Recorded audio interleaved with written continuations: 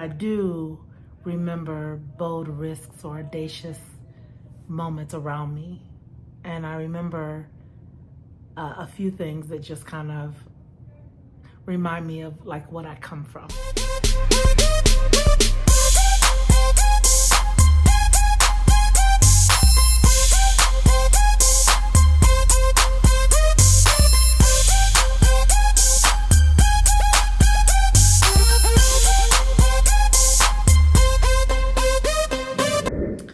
Okay, so I wanted to start off just by sharing what the word audacious means and one of the ways that we can view audacious. And so, audacious, showing a willingness to take surprisingly bold risks. And so, there's something about that in this time, being audacious.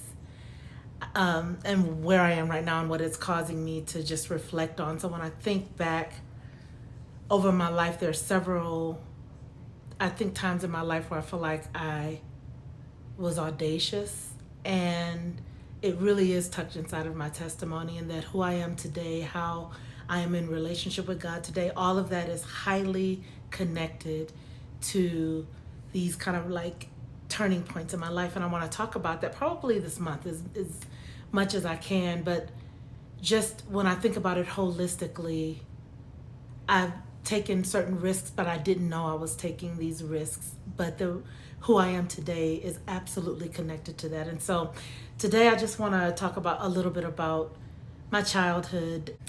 So when I was young, let me even start before I was young. When I was born, something happened and my mom died on the table. So they worked on her and brought her back. So there were several things that happened during this time. I often am very curious. I hear this a lot from my family, this particular incident.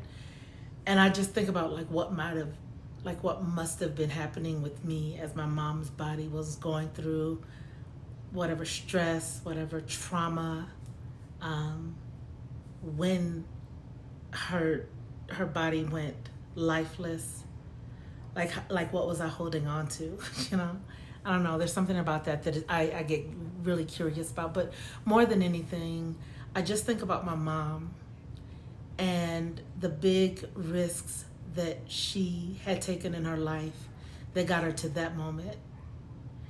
In that moment, she was she was about to be a mother of 4, and her marriage was not going well, and she was about to get a divorce. And I don't necessarily think she knew what was the next thing. I think I imagine it being very stressful for her, and a lot of uncertainty. But I think she took a big risk in deciding that she would continue to move forward with this pregnancy. I think that was one of the big risks. But just everything that she did after that, when I look back over my life and think about all of the things that she sacrificed for me, I just, all of the decisions that she made, all of the risks that she took, I just feel my mom was incredibly audacious. Just finding the will to live, even. And where does that even come from, And so I honor her and I think about her when I think about this topic. And many people like her who are struggling, don't know what the next step is, but bringing a life into the world. And it's just something about it that I just feel like there's learning in it. There's something that we can glean from that. In the Bible, in the book of Luke, chapter 7, verses 36 through 50. It's the conversation or the woman with the alabaster box, the account of that. And I was just reading through it, and it just it stood out to me very similar, maybe similar to what was coming up for me when I was thinking about how audacious it was for my mom to make the decisions that she made. And then when I think about this woman with this alabaster box, like everybody knew her to be a certain way. I think it's so interesting because somehow she knew that Jesus was at the table of this Pharisee because she knew it. The thing that comes up for me like is like this desperation, the one somebody in the entire world who could help her, the one somebody who could like she had heard all of these things that he had done, but he was the one somebody who could help her in that moment. And she made it to him. And then people tried to pervert this, but it's the most beautiful expression of humility that she fell at his feet and she washed them with her hair and she wept at his feet, she kissed his feet, and then she put this fragrant oil on his feet.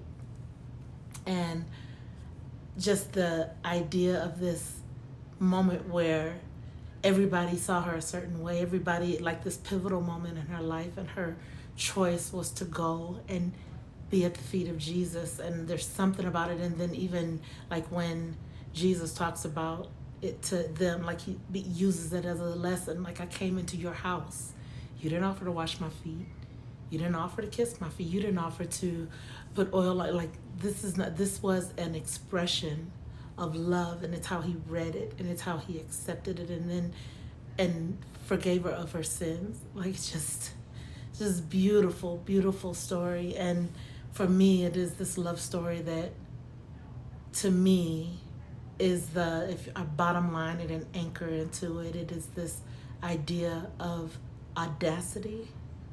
And then I think about where we are right now in life, and what do you have the audacity to do? What decision do you have the audacity to make?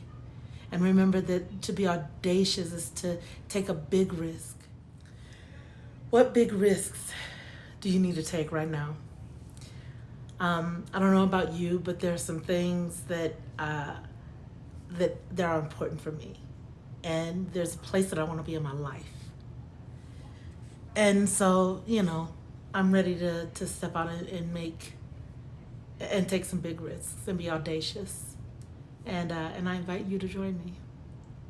It should be good. So thank you all so much. Next week, I'm going to talk a little bit about this idea of like this kind of, if I really think about audacity, this was like finding, courage.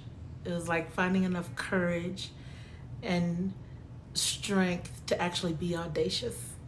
So that was this week. That was kind of what I was talking about. And then next week I want to talk a little bit about like finding your voice, because I think that's the next part of my life. If I just walk myself through from like to the next phase of my life, and the next audacious place that took up space in my life, that space then involves like finding my voice. And so hopefully you can come back and watch it. So thank you so much for that. So thank you all so much for coming. And as always, I pray the Lord bless you and keep you. I pray that he make his countenance shine upon you and be gracious to you. Pray that he lift up his countenance upon you and gives you peace. Thank you so much, and I will see you next week. Bye.